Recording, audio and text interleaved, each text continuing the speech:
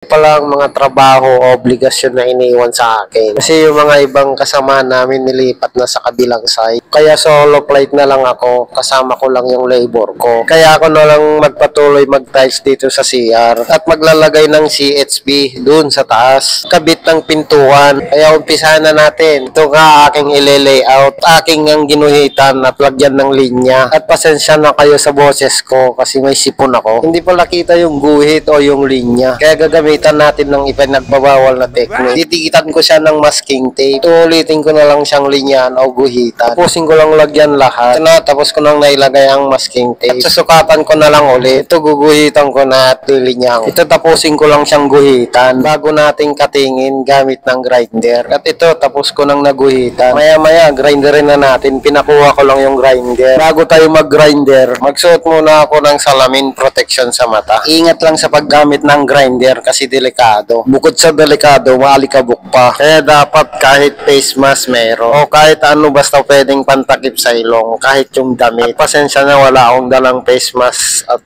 extrang damit. Kaya tuloy wala akong may susuot o pantakip sa ilong ko. Kaya titiisin ko na lang muna yung alikabok pang samantala. At ito nga tapos na nating nakating. At maya konti patitiktikan ko na sa kasama ko. Habang wala pa yung kasama ko, tanggalin ko lang muna yung masking tape. Kasi bumaba lang siya saglit, magme-merienda daw. At ito nga dumating na. At ito nga tinitiktikan niya na yung kinating ko kanina. Kaya pala namin kinating yan para sa siroho. Kasi binago namin yung flooring sa tapat ng shower. Kasi ang gusto ng mayari may dropping o mas mababa sa tapat ng paliguan. Kaya obligado naming binakbak yung tiles. At ito na malapit niya nang matanggal yung tiles. Habang ipinagpapatuloy ng kasama ko na tinitiktik o binabakbak yung tiles. Aking ding puputulin tong tiles na to. Ito palang tiles na to ilalagay ko dito sa labas. Kasi nag-additional kasi kami ng floor drain. Tapos ko nang nakating. Pati yung butas nakatapat ng floor drain outlet. Pala ilalagay yung tiles na yan. Kasi nag-additional kami kasi ng floor drain dyan.